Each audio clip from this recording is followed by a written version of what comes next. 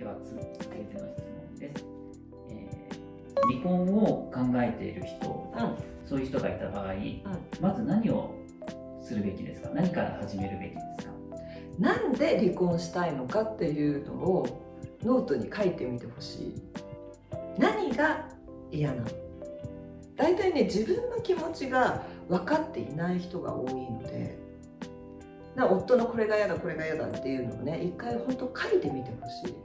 うちのね、幸せな男女つながり学講座に来てくれる人も、離婚したいんですって言ってくる人もいるんだけど、その時に旦那さんの嫌なところを次回までに全部書いてきてくださいっていうのね。そうするとだってそんなことしたらノート1冊あっても足りませんっていうから、ノート2冊になってもいいですよ、3冊になってもいいので全部書いてきてくださいねって言うんだけど、どのぐらいだと思う？30個くらい。大体ね5個ぐらいしか出てこないのそうなのよ。だからそうやって視覚的に見ることで自分の怒りっていうのかな、自分の腹立たしさがはっきり自覚できるのよ。で、そんなに大したことないなっていう問題も中には含まれてるし、これは言えば解決するなっていう問題があったりとか、これが嫌だっていうことをあなたは一度でも伝えてますかっていうことも次にね、その怒りを書いたら、それが嫌だっていうことを離婚したい相手に伝えたことはありますか？でそれを何度も言ってますとかね、大体みんな言うのよ。なんでそういうことばっかりするの、やめてって言ってるじゃないみたいな風には言ってるんだけど、本当にこれの何が私にが傷つくからそれが嫌だからやめてもらえないっていうのを冷静にね、相手に届くように。大体ギャーギャーって怒ってる言葉って届いてないのよ、相手の心までに。でも相手がちゃんと受け止めて、あ、それはひどかったねってなんかそこまで言ったら届いてるじゃない。でもうるさいうるさい、またやってよ、ちょっと俺パチンコ行ってくるみたいになっちゃったら本当に届いてないので、届いてない言葉をいくら言ってもね無駄なので、しっかり相手に何が辛いのかっていうところをその辛さとしてね届けるっていうのも大事なんだけど、怒りとして届けるんじゃなくって、なんでこれをやるの、これをやったら私が後から大変になるからやめてよって感情的になるんじゃなくって、君って太ってるよねっていう言葉って私本当に傷つくから本当にやめてほしい。もうどれだけ私の心が泣いてるか本当に切ないんだって、私だって太りたくって太ったわけじゃないのよみたいなねそういうなんか自分の辛さを混ぜて、私が悲しいからやめてほしいんだけどどうかなみたいな感じで聞いていくといいと思います。何が嫌なのかっていうのと、それによってどんなに自分が傷ついてて悲しい思いをしているのかっていうことをしっかり相手に届ける。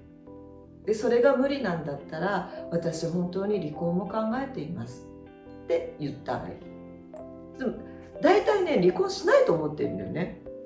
もう男も女もこれ同じなんだけど、離婚できるわけねえだろみたいな風に思われてる節があるので、ちゃんと本当にこれが改善されないんだったら、私は辛いのであなたから離れようと思ってますっていうのを言うと、脅しで使ってほしくはないんだけどね、だけど本当そこまで思っちゃってる時はそれをしっかり伝えて、最終警告ですよみたいな、そういうのはすごく大事。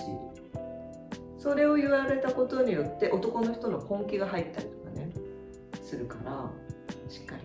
コミュニケーションを取っていくと、そうね、これも本当うちの講座に来てくれる人はよくあるんだけど、思っている人と違う人がいるから、絶対嫌な冷たい人、子供にも優しくないんですとか、老人にも優しくないすごい嫌な人なんですってね言われることって結構多いのよ、来てくれる人とか。でも私はみんな6歳だと思ってるから、夫の辛さが聞こえてくる感じなんだよね話をこう聞いてても、その別れたい奥さんから見ると本当正面しか見えない感じよね。こっちの一面しか見えないで、ごちゃごちゃしてるからあんまりよくわかんないんだけど、私はもうこの裏が見えちゃうから、で本当は真っ白の6歳児じゃんって分かんないから困ってるだけだよみたいなね、そういうのが見えてくるので、本当プロに頼んでももちろんいいし、冷静な先輩の素敵な奥さんとか、男の人に優しい女の人に相談してみるとか、その自分の視点を変える、自分とは違う視点で話せる友達を持ったりとか、先輩に相談してみるとかすると、あなたのご主人とこんないいところあるじゃないとか言ってくれると、また変わってくると思います。やっちゃんが素敵だなと思うカップルや夫婦がしていることってありますか？はい、もちろんあります。私がアメリカで 3,4 年行った時に、アメリカって離婚率がやっぱすごく高いので、一クラスの高校生の中で親が離婚していないっていう人がもうほとんどいないって言われてるので、だからもうほとんどみんな 1,2 回離婚してるっていうか、連れ子だったりとか、すごく複雑な家庭が多いんだけど、私が仲良くなった人って結構50年一緒に連れ添いましたとか、夫婦仲がいい人がすごく多かったのね。でこれなんでだろうなと思っていろいろね考察してたの。いろいろお家ね呼んでもらう機会とか一緒にいる機会が結構あったので、みんな結構共通しているところがあって、仲がいい、いっぱい話すっていうのはもちろんなんだけど、やっぱりねちょっと女の人の方が強いの。本当決定権は多分女の人が持ってるだけど、しっかり立ててあげるっていうかね、男の人を立てるし、で2人で旅行に行ったり2人でどっかに行くっていうのもものすごく多いんだけど、別々でも行く、男の人が男の人の友達と行くとか、奥さんが他の人と旅行に行くとか、そのバランスがね絶妙だなと思った。だからずっと2人でいるわけではなくて、お互い別の趣味もあり、やりたいことも別は別でいい、でも一緒の時は一緒で、いっぱいやっぱり家でのね役割分担っていうのがすごくしっかりあって、アウトドアの塀を直すとかはもうご主人の仕事だし、で料理は奥さんの仕事とか、そうやって家の中でも男の人の出番がね多いの。日本これが少ないんじゃないかなって思う。核家族が増えてって、日本人の男の人は本当とにかく働き者なので家にいないっていうこともあると思うんだけど、でも本当小さなことでもいいので、もうこれはあなたじゃなきゃっていうのをちょっとだけでもねあると、うまくやっぱ俺がいなきゃこの家ダメだよねって思わせてあげると、きっと男の人頑張っちゃうので、はい、それがいいと思います。アメリカでダディクールって言葉あったりします？ダディクール？そのお父さんが、奥さんだけじゃなくて、子供にもかっこいいところを見せる、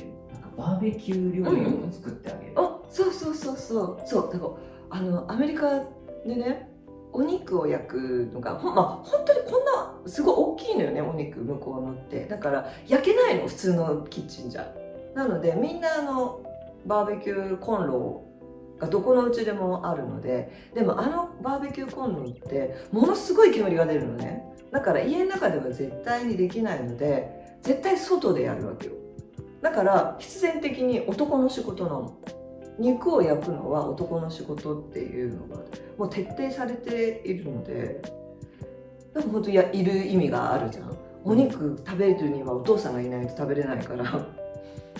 から本当かっこいいもんね、やっぱね、そこでやってくれる男の人たちって。こんなお肉をねグサッとかやって